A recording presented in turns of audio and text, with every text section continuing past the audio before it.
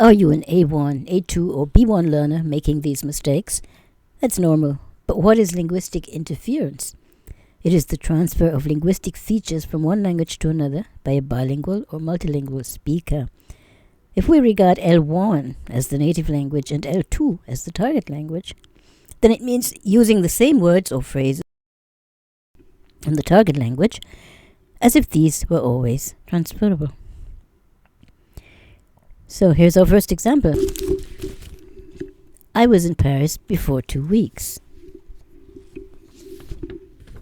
What you mean to say is, I was in Paris 2 weeks ago. Secondly, my wife doesn't work anymore. She's a housewoman. You mean housewife, of course. I've been living in Germany since 2 months. What you wish to say is, for 2 months, since you are talking about duration.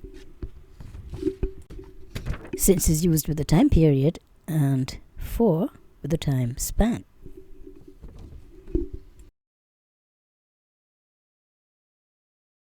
Number 4. The receptionist gave me the wrong informations. Have a look at your countable and uncountable nouns again. Since information is uncountable, it does not take an S. Number 5. My sister has just become a child. Beware of that false friend, bekommen, in German. It means to get. But where did you get the child from? Definitely not the stork. So you have a baby in English. I had luck last night.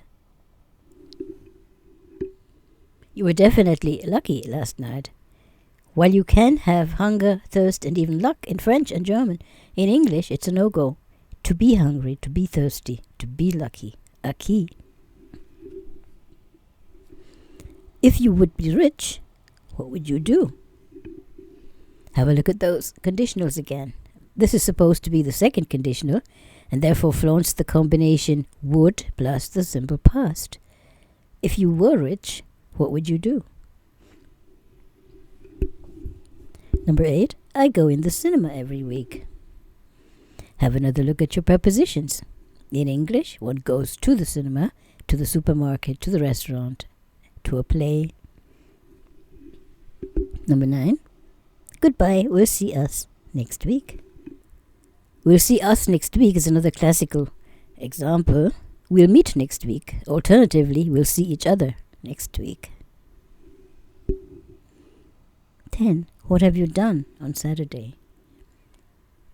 The present perfect is used for the recent past. Yes, but the Saturday you're talking about cannot return. It therefore definitely lies in the past. What did you do on Saturday? 11. How long do you work here? How long have you worked here? Or if the length of time is your main focus, how long have you been working here?